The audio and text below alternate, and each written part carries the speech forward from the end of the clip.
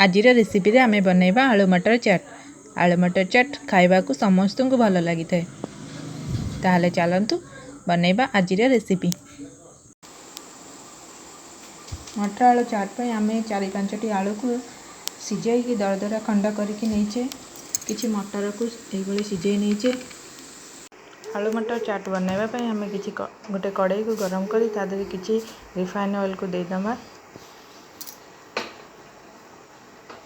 यहाँ किसी कंचा लंका को काटिक ये देदमा।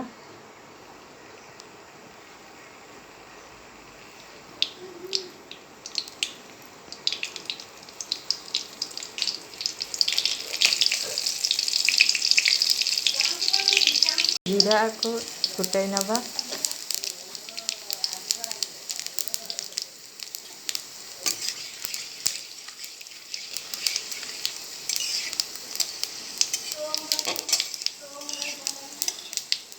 जीरा भल भाव फुटीगले किसी कंचा पियाज को जीरा फुटीगले मुझे 2टा मीडियम साइज पियाज को काटिकी दे नहीं।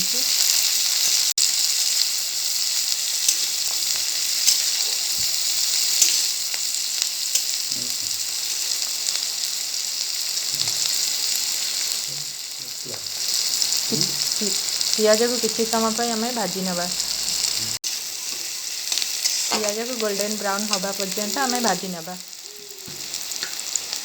पियाज टा जल्दी हो जाए।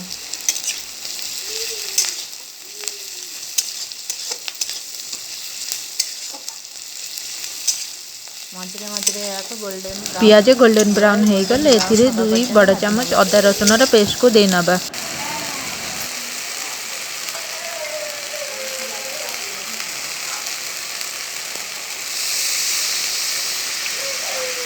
मसला को गोले भल कर कषि नवा।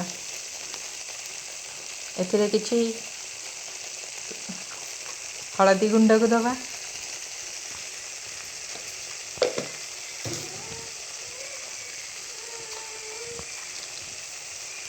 स्वाद अनुसार लुण नवा।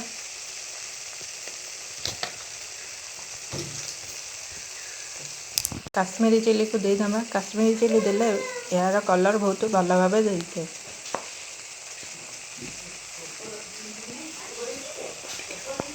राग पे आम अल्प किछि लंका गुंड दे नवा। जदि आपण राग खाऊ नथिबे तेरे लंका गुंड को स्किप कर परिबे। यहाँ को गोलाय गोलाय भल कर कषि नवा।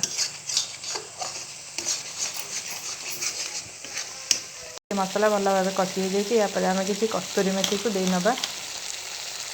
कस्तूरी मेथी द्वारा यार टेस्ट बहुत भल लगी था।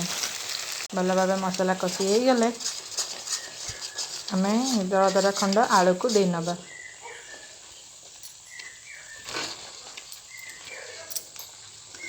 आलू को भल भाव गोले नवा।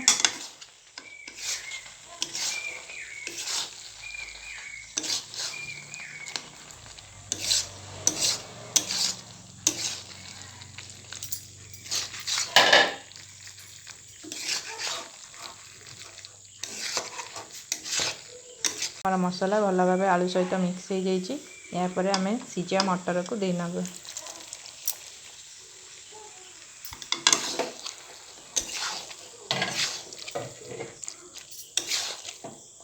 भल भाव या गोलाई नवा।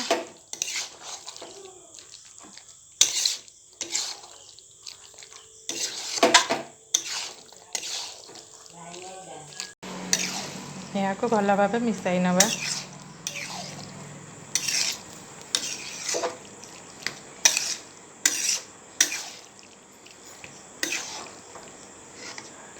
करने आम किसी चाट मसला को दे नवा। यहाँ द्वारा चाट टेस्ट बहुत भल लगी था। किसी तेंतुली रस को दे नवा।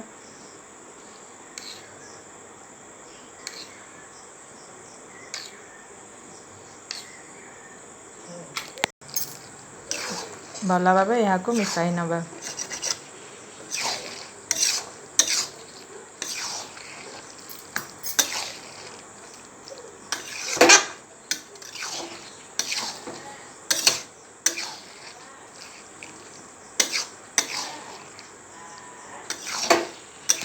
मन रखु या गोलाइला बेले गैस फ्लेम को मीडियम रे रखिबा। भल भाव गोलाई देले एथिरे किछि पानी दे भल भाव फुटीबा छाड़ी नबा।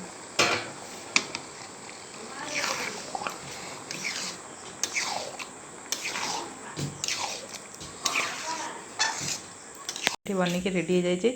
यहाँ आम सर्व कर नबा। गार्निशिंग आम गोटे प्लेट रे आलू मटर चाट नहींचे, किसी पांपड़ को छाणी नहींचे, किसी मका को नहींचे, किसी सेव को नहींचे, टमाटो प्यूरी नहींचे। टमाटो प्यूरी बदल में आपण टमाटो सॉस को मध्य यूज कर परिबे। किसी तेंतुली रस को नहींचे, बादाम, दही, किसी गाजर को आम क्रश कर नहींचे, किसी पियाज को आम ये काटी नहींचे। चलते एबे यहाँ को गार्निशिंग करवा।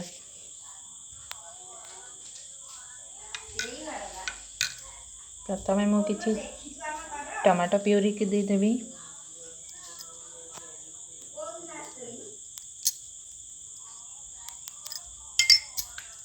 किसी तेंतुली रस को नहीं नेबी,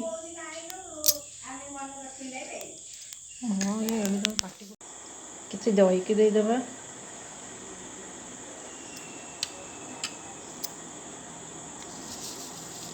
किसी बादाम को पकई नवा, पियाज पकई नवा,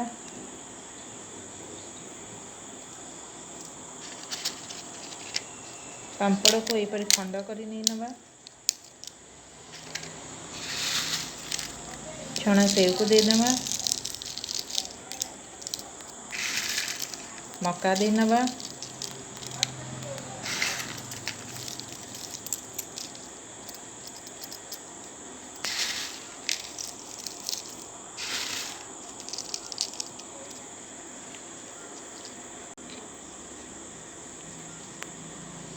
देखंतु आमर चाट बनिक रेडी हो जाइए। यह देखा जपरी सुंदर लगी था, खाइबा बहुत टेस्टी लगी।